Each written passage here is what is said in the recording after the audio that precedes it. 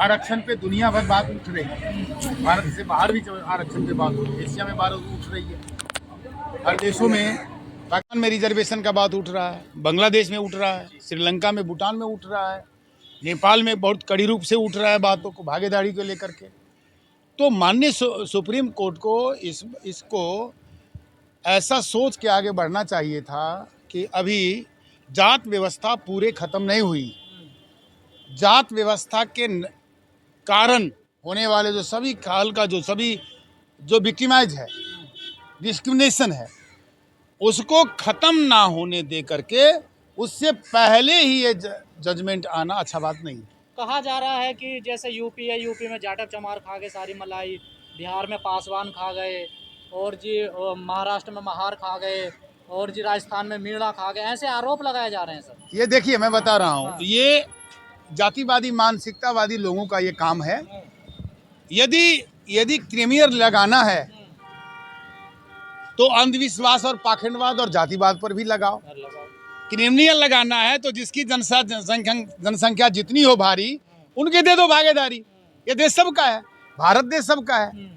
हम ये सुझाव दे सकते हैं कि हमारा नेपाल और भारत का ब्लड रिलेशन है ना, खून का रिश्ता है। तो हम ये निवेदन करना चाहते हैं माननीय सुप्रीम कोर्ट से कि ये जो जनसंख्या के आधार पर जो प्रतिनिधित्व का व्यवस्था होना चाहिए, ये सभी को मिल जाए, ये फैसला कर दें। पहली फैसला तो ये जरूरी है। और दूसरा ये निवेदन करना चाहूँगा कि जितने भारत के एडवोकेट लॉयर्स हैं, वो 1 लाख केस सुप्रीम कोर्ट में दर्ता करें और इस पर हम चर्चा करें कि क्या अब जिसकी जनसंख्या जितना हो उनकी उतनी भागीदारी की जरूरी है कि नहीं। राज्य के सभी जगहों में, यानी सेंट्रल गवर्नमेंट से लेकर के लोकल गवर्नमेंट तक होनी चाहिए, सुप्रीम कोर्ट से लेकर के लोअर कोर्ट तक होनी चाहिए, है कि नहीं। ये इशू आपने आगे ला दिया है। तो ये मेरा मानना है, मैं निवेदन करूंगा कि माननीय सुप्रीम कोर्ट जो है वो इस फैसले को बदलें, और नहीं बदलेंगे तो भारत के और दुनिया के अम्बेडकरवादी जो लोग हैं, जो अम्बेडकरवाद को मानते हैं, उनके दिल में बहुत बड़ा चोट लगेगा और उनको दिक्कतें बढ़ जाएगी। इसीलिए शांति बनाए रखने के लिए अभी ये फैसला आना ठीक नहीं है। और मुझे लगता है भारत सरकार इस पे संगीन ले लिया है और भारत सरकार इसको कार्यान्वयन नहीं करे, ना करेंगे मुझे लगता है।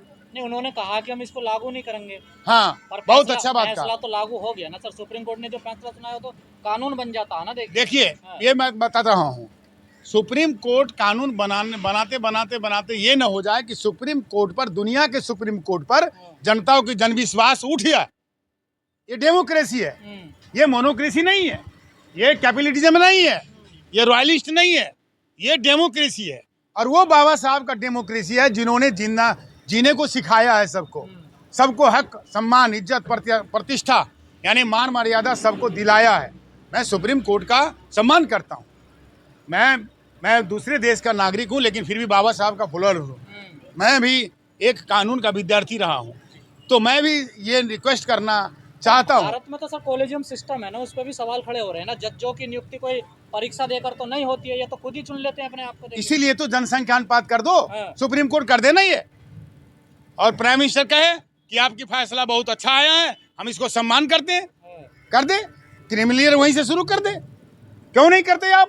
पहले सुप्रीम कोर्ट से क्रिमिनल शुरू हो, नहीं, पीएम से, राष्ट्रपति से सुप्रीम शुरू हो जाए, पहले संसद से शुरू हो जाए क्रिमिनल, और सुप्रीम कोर्ट में हो जाए। तो उसका मानक क्या होगा ना, क्रिमिनल की बात तो हो। इसका ये है कि मलाई खाने वाला एक ही जात अभी एशिया में हावी है।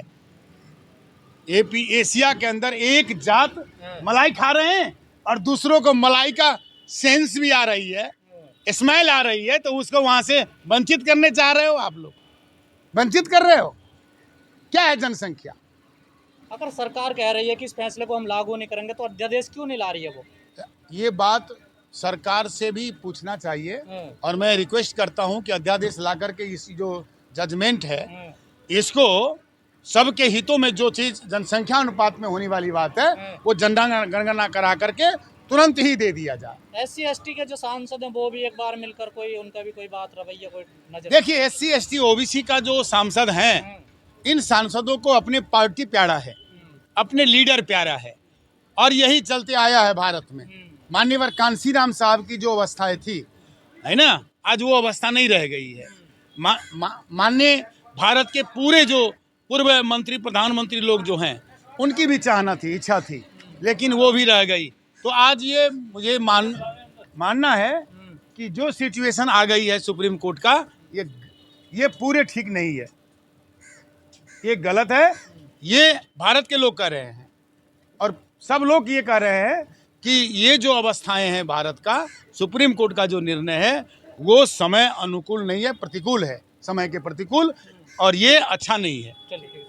दोस्तों वीडियो पसंद आए तो लाइक, शेयर और News 22 लाइव को सब्सक्राइब करना ना भूलें। शुक्रिया। देखते रहें News 22 लाइव, सदैव आपके साथ।